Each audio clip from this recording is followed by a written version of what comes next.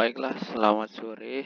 Perkenalkan, nama saya Lalwira Mukti dari Prodi Teknik Elektronika semester 5. Kali ini saya akan menjelaskan proyek tugas akhir yang berjudul Smart Garden berbasis IoT.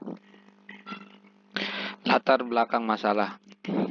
Pada proses perawatan ladang dan kebun, harus sangat diperhatikan dengan baik agar tercipta hasil tanaman yang baik serta bervarietas unggul. Dalam proses perawatan ladang dan kebun, saya merancang sebuah sistem pengukur kelembaban tanah secara otomatis dengan menggunakan Arduino.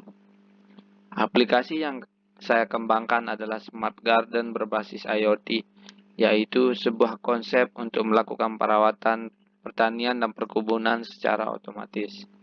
Dengan menggunakan teknologi otomatis dapat mempermudah dalam perawatan kebun serta dapat menghasilkan tanaman yang berkualitas unggul. Batasan masalah. Sensor pengecek kadar air menggunakan sensor YL69 yakni sensor kelembaban tanah. Sensor untuk mengukur kelembaban udara menggunakan sensor DHT22. Dari serangkaian sensor akan mendapat output berupa LED, relay, dan lampu 12 volt DC. Sementara lokal unit pemrosesan datanya menggunakan Arduino Uno yang mendapat suplai dari AC adapter. Kajian teori. Inilah gambar dari sensor YL69, sensor suhu DS18B20, Arduino Uno, sensor DHT22, dan modul Wi-Fi ESP8266. Blok diagram rangkaian. Inputnya yaitu sensor YL69, sensor DHT22, dan sensor DS18B20 beserta modul Wi-Fi ESP8266. Prosesnya melalui Arduino Uno dan menghasilkan output yaitu berupa LED dan relay, yang dimana setelah itu output terakhirnya yaitu lampu 12 volt DC.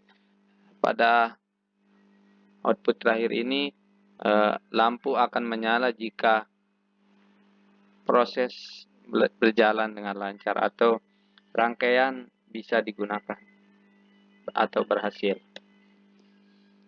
Inilah diagram alir programnya. Pertama start, kemudian autentikasi modul Wi-Fi ESP8266. Setelah itu membaca data sensor, kemudian mengirimkan data sensor ke web server ThingSpeak. Kemudian dan terakhir ThingSpeak menampilkan data sensor di masing-masing field. Inilah rancangan konstruksi dan desain alat.